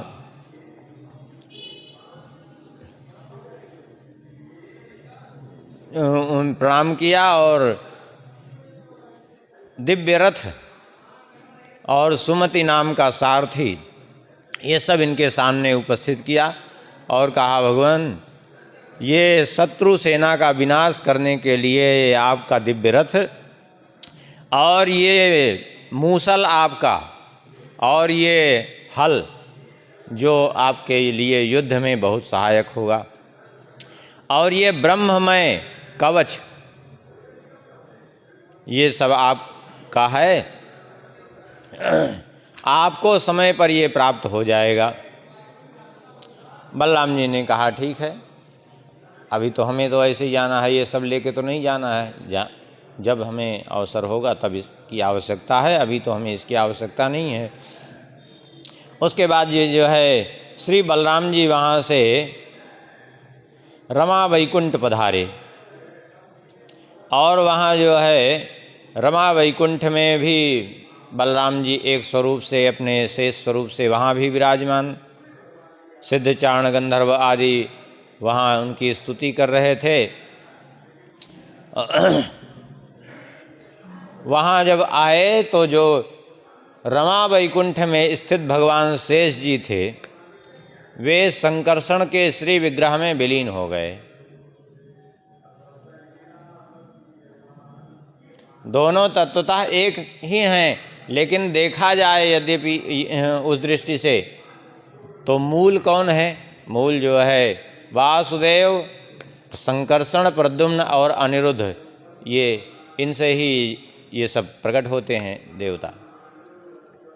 जैसे शंकरषण से ही शेष जी प्रकट हो जाते हैं, वासुदेव उन्हीं से जो है स्वयं भगवान विष्णु भी प्रकट हो जाते हैं। मूल तो सबके वही हैं। ये चतुर्व्यूह तो कहते हैं उस समय जो है भगवान शेष जी, उसके बाद वहाँ से अजित वैकुंठ से सहस्त्रवदन शेष जी का शुभागमन हुआ और बहुत से रुद्रों से घिरे हुए वे आए हैं और आ करके जो है यहाँ बलराम जी का सबने स्तवन किया है। उसके बाद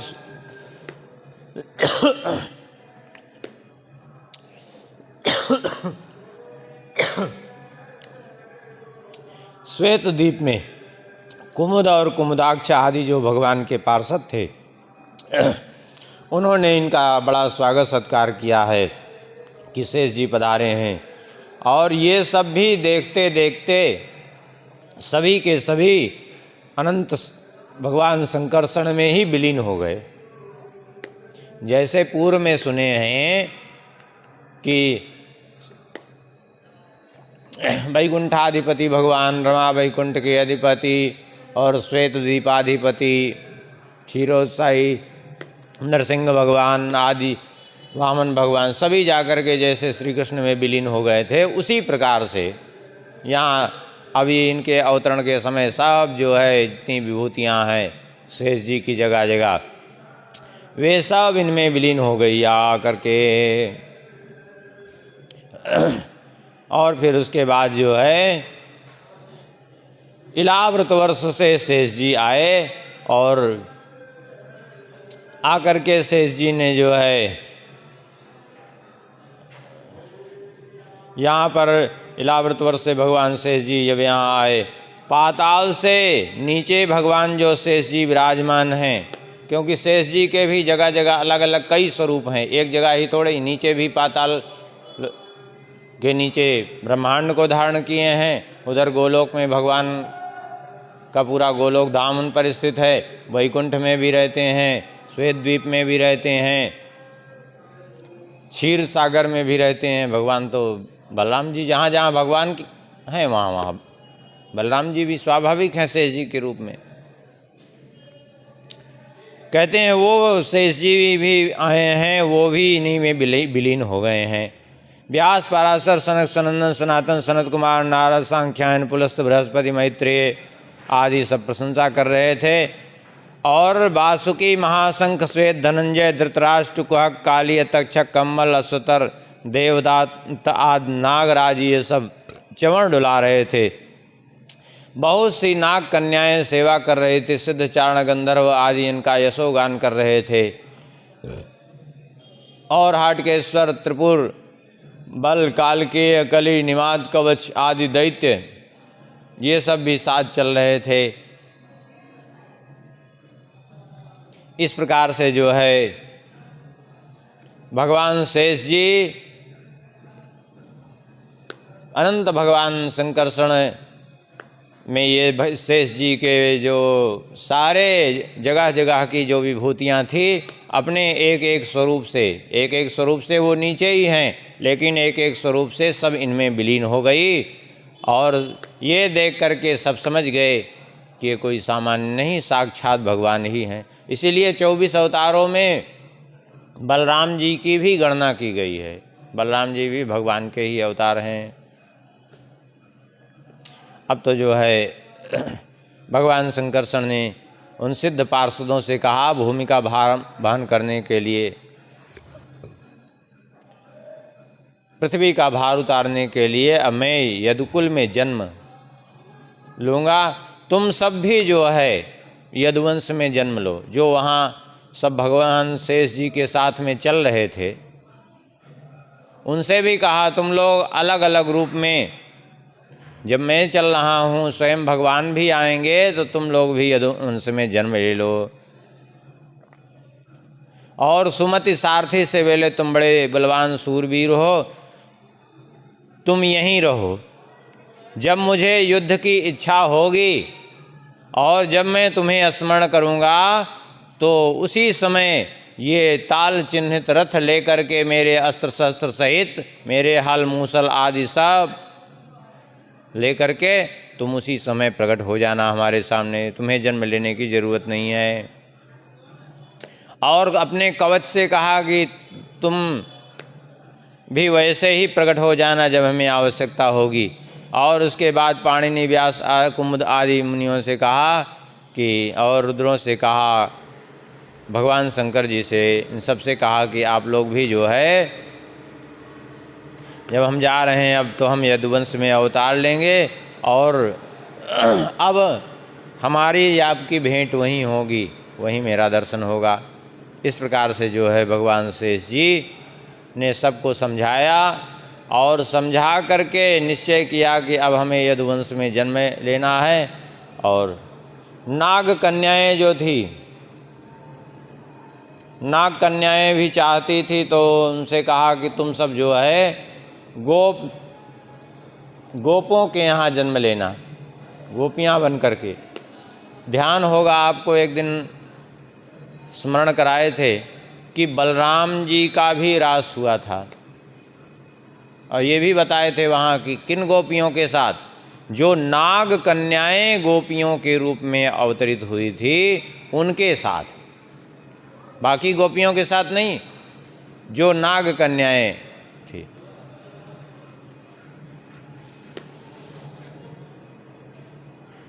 और भगवान बलराम जी ने कहा कि तुम सब गोपियों के यहाँ अवतरित हो जाओ, और एक समय आएगा कि कालंदी के तट पर तुम्हारा हमारा रास होगा, मैं तुम्हारी इच्छा को पूर्ण कर दूंगा। उसके बाद निवात कवचों के राजा कली ने हाथ जोड़ करके कहा कि अब मुझे आज्ञा दीजिए कि मेरे लिए क्या काम करना है। आप जहाँ पधारेंगे मैं भी वहीं चलूँगा, आपके वियोग में मैं नहीं रह सकता, आप मुझे अपने साथ में ले चलिए। तो प्रसन्न होकर के श्री शेष जी ने कहा कि ऐसा है, तुम मेरे साथ भारतवर्ष में चलो, और तुम्हारी तो विशेष आवश्यकता है वहाँ। बोले क्यों? हमारी आवश्यकता हमारी क्या है? बोले तुम वहाँ, तुम साक्षात कली हो, तुम धृतराष्ट्र के पुत्र दुर्योधन के रूप में जन्म ले लेना, और फिर तुम्हारे ही बहाने ऐसा युद्ध होगा कि काफ़ी भार हल्का हो जाएगा। इस प्रकार से शेष जी ने उसको आज्ञा दी कली को, और वही कली ही जो है दुर्योधन के रूप में जन्म लिया, जो पूरे महाभारत युद्ध का कारण बन गया। हाँ।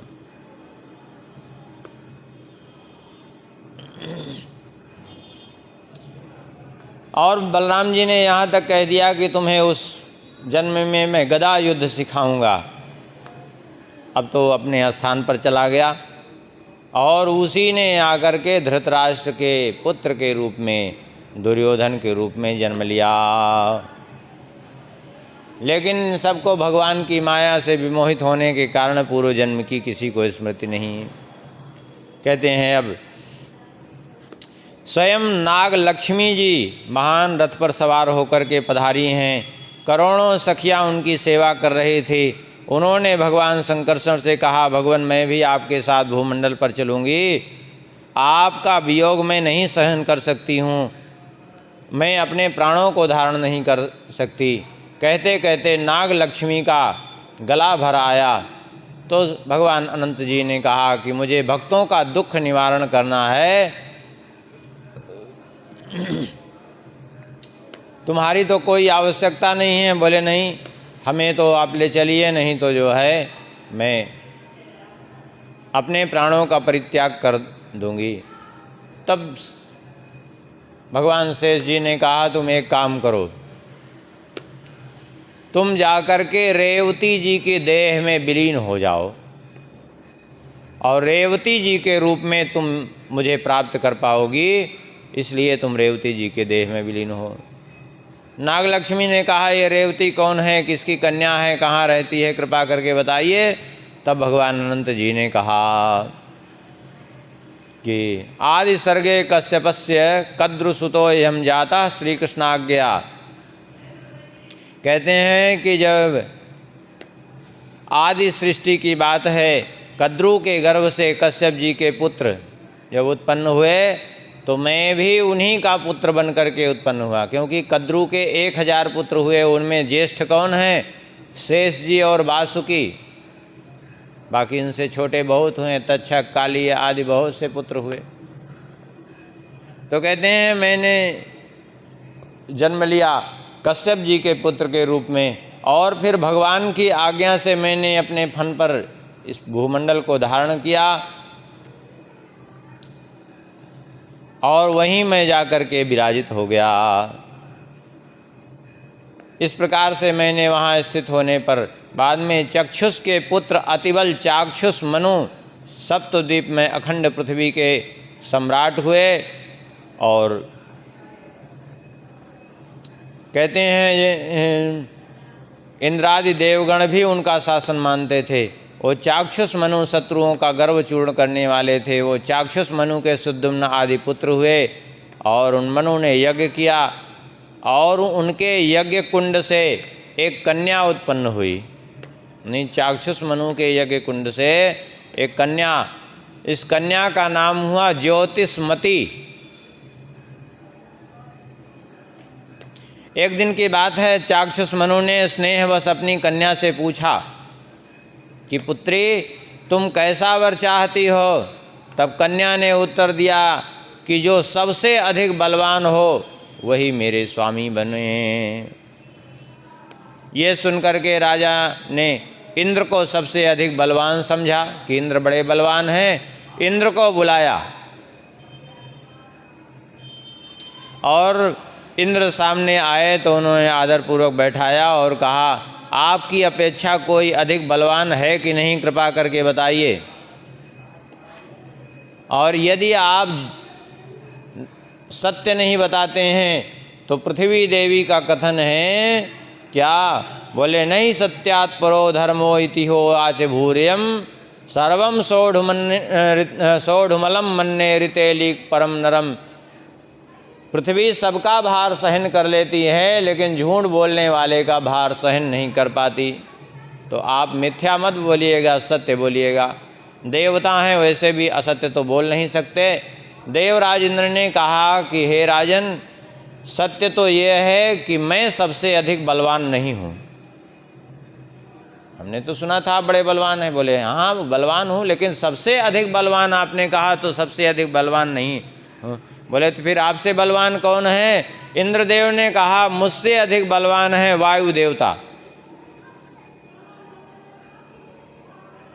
इतने बलवान हैं कि बड़े बड़े पर्वतों को उड़ा करके एक जगह से दूसरी जगह करने में उनको कोई समस्या नहीं। अभी वायु देवता चाहें तो 1 मिनट में बहुत बड़े बड़े पेड़ों को, बड़े बड़े भवनों को उखाड़ करके फेंक देते हैं केवल अपने वायु के वेग से। ये वायु देवता बड़े बलवान हैं। वायु देवता का आवाहन किया। वायु देवता से पूछा कि अब आप बताइए कि आप से अधिक बलवान कोई है कि आप ही सबसे बड़े बलवान हैं? वायु देवता ने कहा नहीं, मैं सबसे अधिक बलवान नहीं हूँ। क्यों? मुझसे बलवान पर्वत हैं। क्यों? क्योंकि मैं इतने वेग से जब बहता हूँ तो ये पर्वत हमारे वेग को रोक लेते हैं। हाँ, इसलिए ये मुझसे भी ज़्यादा बलवान हैं। मैं उन पर्वतों को उखाड़ नहीं पाता हूँ। अब तो पर्वतों का आवाहन किया। पर्वतों से पूछा कि आप बताइए सबसे बलवान कौन है, कि आप सबसे बलवान हैं? पर्वतों ने उत्तर दिया नहीं, हम सबसे बलवान नहीं हैं। लेकिन क्यों? आपसे बलवान कौन है? बोले हमसे बलवान तो ये पृथ्वी है जो हमारे जैसे लाखों पर्वतों को अपने ऊपर धारण करके रखी है। बात तो सही है। अब पृथ्वी से पूछा जाए पृथ्वी से बढ़ के बलवान कौन है? पृथ्वी से कहा तुम सत्य सत्य बताओ, तुमसे ज़्यादा बलवान कौन है? पृथ्वी देवी ने कहा जिसने मुझे भी अपने एक फन पर धारण करके रखा है, हाँ, वे शेष। मेरा इतना विराट स्वरूप, सारा ब्रह्मांड जिनके 1000 फनों में एक फन पर विराजमान हैं, वे ही सबसे बलवान हैं।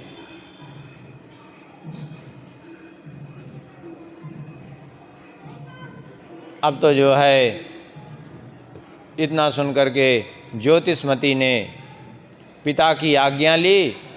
और पिता की आज्ञा लेकर के, क्योंकि उसने तो निश्चय किया था कि जो सबसे बलवान होगा उसी से मेरा विवाह हो सकता है। कहा अब शेष जी से विवाह कैसे हो सकता है? अब वो तो स्वरूप धारण करके आवें तभी हो सकता है, उसके अतिरिक्त संभव नहीं। तो उसने भगवान शेष जी की आराधना करने के लिए विंध्याचल पर तप करने चली गई। 1,00,000 वर्षों तक ब्रह्मा जी को लक्ष्य करके तप किया। गर्मी के दिनों में पंचाग्नि के बीच बैठ करके तप करती, वर्षा में निरंतर जल से भीगती रहती और ठंडी के दिनों में कंठ भर जल में डूब करके तपस्या करती।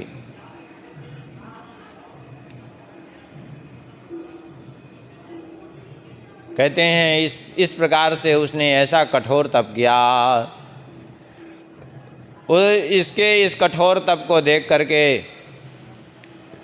इंद्र, यम, कुबेर, अग्नि, वरुण, चंद्रमा, सूर्य, मंगल, बुध, बृहस्पति, शुक्र, शनिश्चर इन सब की दृष्टि पड़ी और इसको पाने के लिए इनके हृदय में इच्छा जागृत हो गई और आ करके कहने लगे कि तुम धन्य हो, किसके लिए तप कर रही हो, तुम्हारी अवस्था तप के योग्य नहीं है, अपना अभिप्राय हम सबके सामने कहो। तो उस ज्योतिषमती ने कहा, 1000 मुख वाले भगवान शेष जी को ही प्राप्त करने के लिए अपने पति रूप में मैं तप कर रही हूँ। इंद्रादि देवता हंस पड़े और कहने लगे कि ये तुम जो कर रही हो ठीक नहीं है। अरे सर्पराजम वरम कर्तुम किम वृथा तपसे शुभे देवराजम वरे माम स्वता प्राप्तुम सतक्रतुम। देवराज इंद्र ने कहा, तुम एक सर्पराज को वर्ण करने के लिए व्यर्थ तप करके अपना जीवन बर्बाद कर रही हो। इससे अच्छा तो मैं देवराज इंद्र हूँ और तुम्हारे सामने हूँ, तुम मुझे ही वर्ण कर लो। यमराज ने भी कहा, मैं दंड विधान करने वाला यमराज हूँ, तुम मुझे वर्ण कर लो और मेरी पत्नी बन जाओ। इस प्रकार से और भी देवताओं का यहाँ संवाद है, लेकिन अभी आरती की घंटी लगने वाली है, भोग लग चुका है। यहीं कथा को विश्राम कर देते हैं और अन्य देवताओं के साथ कैसे कैसे इनसे संवाद हुआ और फिर क्या उपक्रम बन गया उसका आगे कल के प्रसंग में स्मरण कर लेंगे। श्री राम जय राम जय जय राम, सीताराम जय सीताराम।